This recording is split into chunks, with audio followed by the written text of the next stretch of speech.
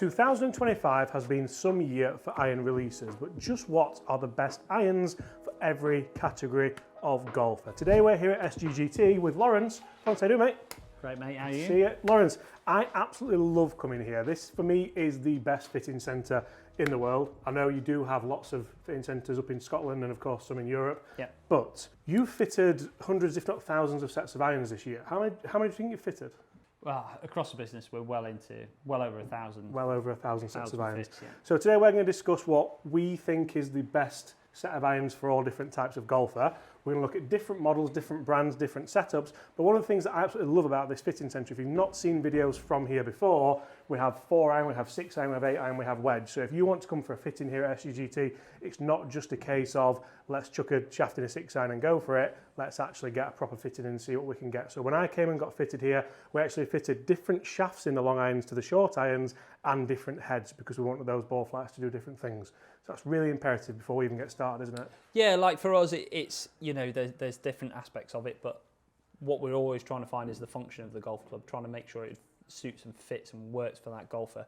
Like with you, we put something a little bit lighter to make that long iron easier because you still want to play a long iron. Loads of golfers still want to play that longer iron, so why not encourage that if that's what they want, but also make sure it actually works. There's no point just buying 4 to wedge for the sake of it if the 4 iron's never going to work for you. So just adapting it either through maybe something lighter or a graphite or maybe a different model, but there's lots of ways we can make it work for you.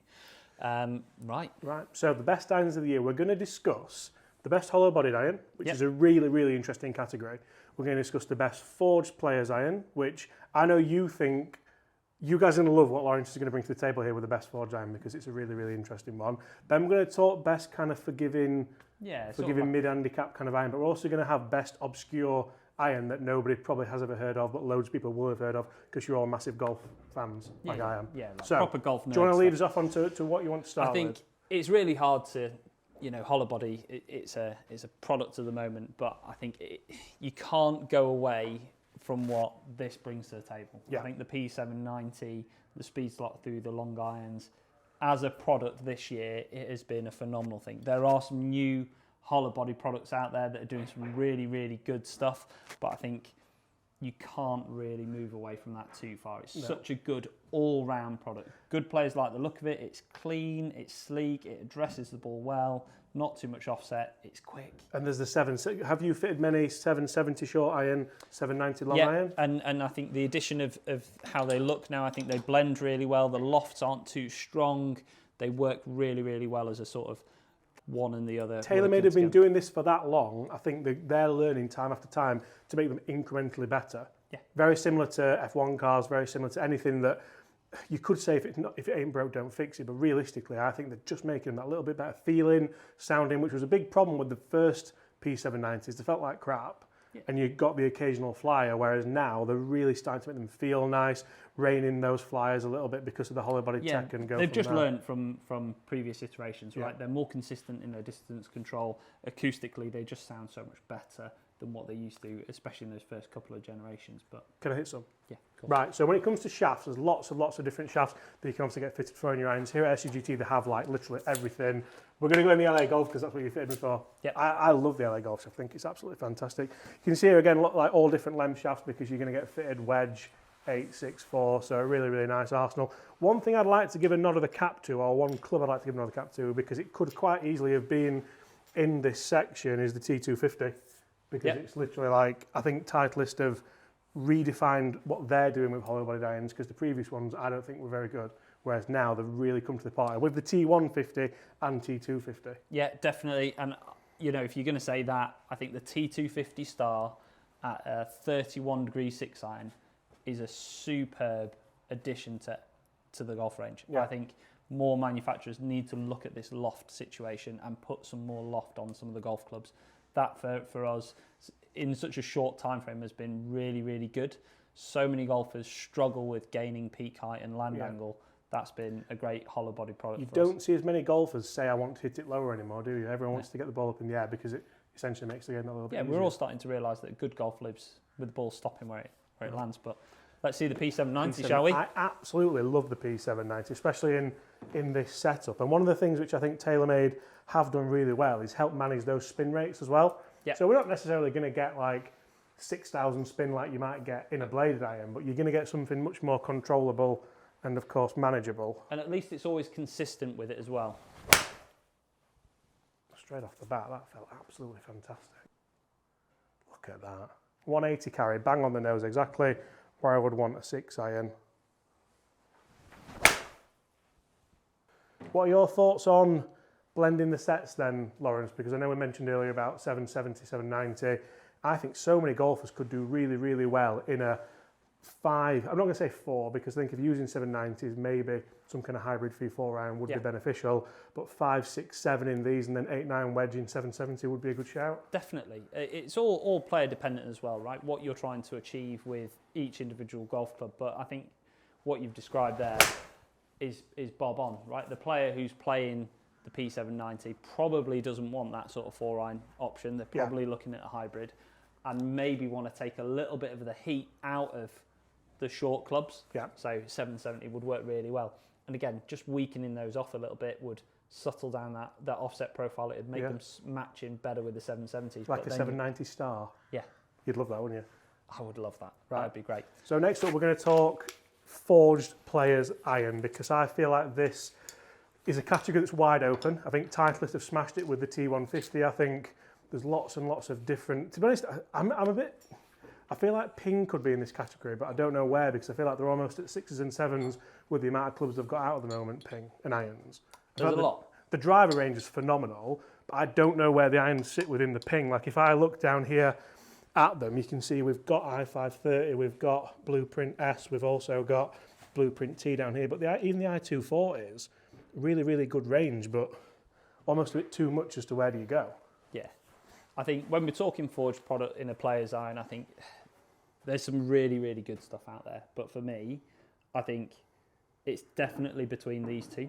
The X-Forge, very, very new and current. They look gorgeous. We've not tried it massively through fittings, probably only had them for about a month. But the ZXi7 this year has been a phenomenal product. Feels great. Great through the turf, especially off the grass. Still tech in there as well with the tungsten weighting and a few other bits. Phenomenal product. How many people do you find who come for a fitting who are dead set on maybe the big 3 brands, but leave with a Shrixons or something like that just because of the performance element? I think everyone who tries it is always shocked. Like, it feels great, it sounds beautiful. How it performs is always, it bats well above its sort of brand name weight, right? Yeah. It really, really does perform against everything else. And I think no one gives it enough credit for how forgiving it is as a product as well. It's definitely, well up there for me as one of the best irons of the year overall. So we'll give that a hit. Oh, can't wait. I don't hit many Shrixons, and I should do, because we do test them. We have them on the channel. They're a fantastic brand, and I feel like, again, maybe do they have too many? We have I4, we have I7, we have... I5. There's another one, IX... Is that it? That's it, just the 3 heads at the moment. Oh, you got the Z Forged as well, the blade. Yeah. But looking down at it, this looks absolutely fantastic. A lovely blade length and not too much offset either, so... A great product to blend with the ZXi5 as well. Yeah. Certainly a softer feeling product than the hollow body that we've just tested, and like looking at numbers here for this, I would anticipate a little bit shorter, but I would hope for more consistency. Yeah, so you see the spin's gone up, carries a little bit shorter, peak height's higher, land angle's a little bit steeper as well. Yeah. So overall, it's done it as you'd expect it to do. A, it's a little bit weaker in loft than the P790 is standard. But the profile of head is also built to do more of that flight. Yeah. So it's doing exactly what you want it to do. And one of the things that we could say about the hollow body market as a whole is that element of consistency. Yes, you're going to get it, but it's still not going to be as consistent as a pure fjord. Definitely not. No. And I think what good players are always looking for, or players who like to play a forged product, is they want to see, if you are going to miss it, you want to know that miss that you feel in the head actually happens. Whereas sometimes I think with sort of these game improvement, bigger cavity back products, where you miss it out the toe, it's still gone.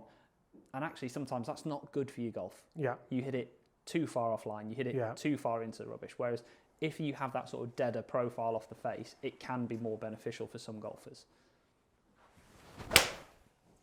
So I would hope there for around another 175. Yeah, at 122 ball speed, probably bob on, right? Yeah, 180. I like this as well. It doesn't overly spin as a head.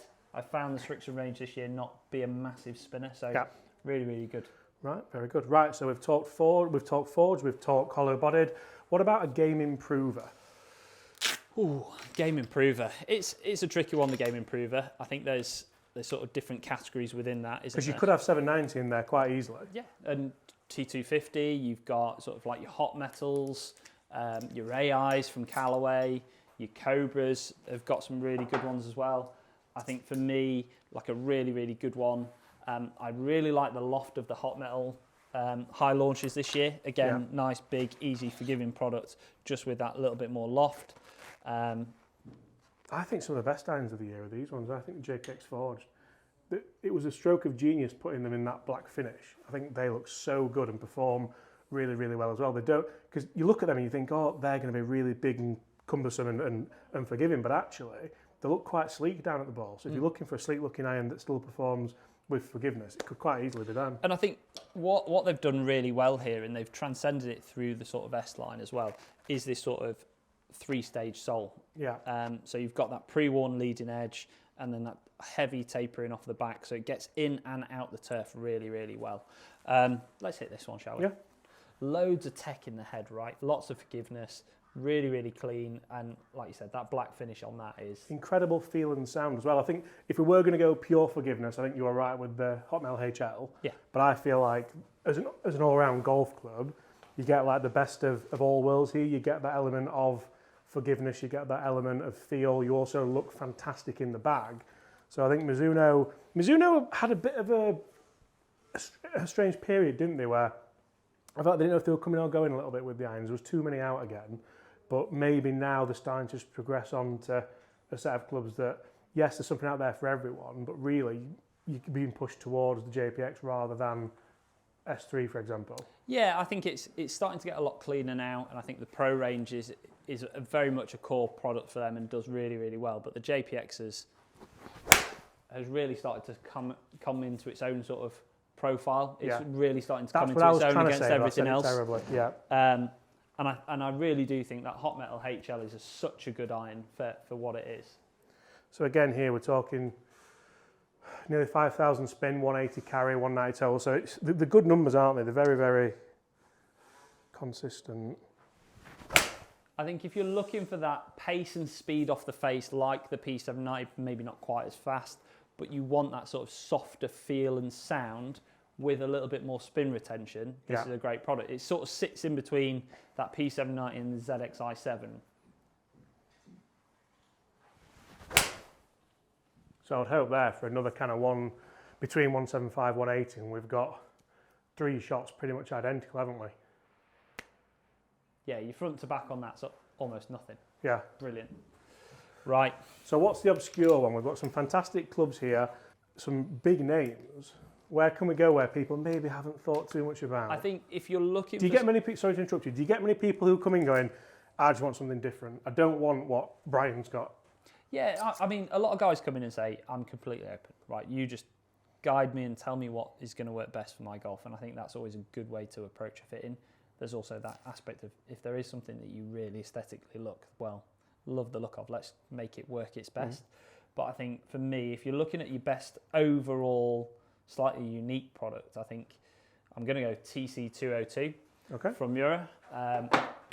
For me, if you're looking for something that's playable, has an unbelievable feel, it has some tech in there as well with the craftsmanship through the forging in the back. The sole is amazing through the turf. As an all-round unique golf club, that is standalone for me. And I'm new to the Mura range, but I've not done much Mura testing like most people don't, to be fair. But look at some of these here. Look at that. That is very forgiving for a blade. They even offer the sort of, they have their own hollow-bodied option as well. Yeah. Like really, really, really good product. It's always tough. Like you have this, you have your Epons by Endo. We also carry the Proto Concept as well. We've got some really good Japanese products here. Yeah. But for me, I think that is an unbelievable option. Right. What we're talking distance-wise, is this going to go a little bit less? Are we talking maybe 175 average instead of 180 for the 6, or? Yeah, I reckon we're probably going to lose half a club, maybe a full one, just because of the loft on it as well. But be interesting, because you've probably not hit many, if any, Muras before, the feel of this. Oh my Lord. But yet the ball speed's still 122, right? So that's quite similar to where we were with the Strixon, but feel-wise, spin and everything, that'll be very different. Like as a ball, like I'm expecting to hit that 175. I've hit it 176, and as a ball flight, like there's not much more I want from a 6-iron. It's launching nice. It's just fading back lovely. We've got 5-7 spin. I like what you've done there, because your land angle, first time in most of the day, is a little bit over 45 degrees, so there's lots of stopping power through the trajectory. Yeah. Right. As golfers, it's easier to hit it lower than it is to get the ball up in the air. So let's get the club to get it up. A little bit toey, so we might lose a bit of ball speed on that one. Well, that's interesting, right? A little bit toey, and this is what I said: the deceptively forgiving 119 ball, still 171. Yeah, that's remarkable. And still maintained good spin. Touching 45 land, 85 feet. And then I feel like with these, I bet I can move that back in the stance and just play a bit more of a... You can play it as it's proper playing golf club.